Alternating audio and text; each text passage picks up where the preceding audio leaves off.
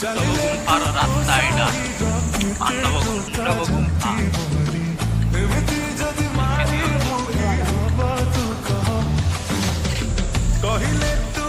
ଏଇଟା ହଉଛି କୁନା, ଏଇଟା ହଉଛି ବାବୁଆଇ, ଆଗରେ ଯାଉଛେ ଶିଶିରାଇ, ସନ୍ଦୀପ ଯାଉଛି ଆଗରେ, ଜଣ ଜୁଡ଼ୁଆ ଭାଇ ଯାଉଛେ ପାଣ୍ଡବ ଗୁମ୍ଫା ଦେଖିବାକୁ ଆଇ। ଦେଖିପାରୁଥିବେ ଜଙ୍ଗଲ, ପାଣ୍ଡବ ଗୁମ୍ଫା ଜଙ୍ଗଲ। ଆମ 5 ଜଣ ଛଡ଼ା ଭିତରେ ଆଉ ଏଇଠି କିଏ ନା, ପୁରା ପଞ୍ଚୁ ପାଣ୍ଡବ ଯାଉଛ।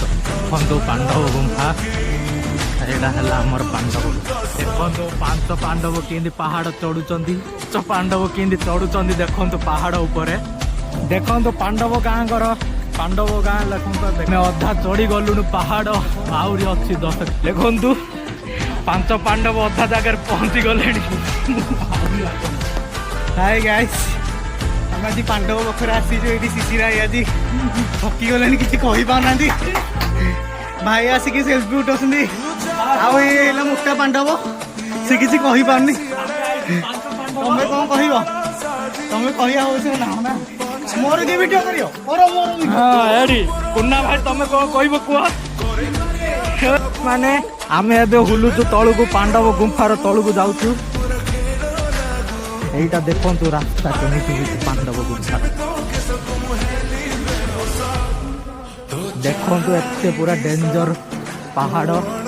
ଆମର ଫ୍ଲାଇଟ୍ ଯାଉଛି ଦେଖନ୍ତୁ ଉପରେ, ନରେନ୍ଦ୍ର ମୋଦି ଯାଉଛନ୍ତି ଉପରେ ଉଡ଼ି ଉଡ଼ି। ଆମର ଏଇଠି ବାଘ ଭାଲୁ ମୟୂର ବି ଅଛି।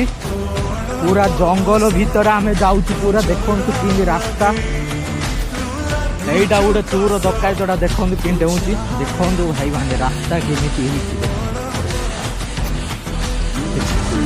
ପୁରା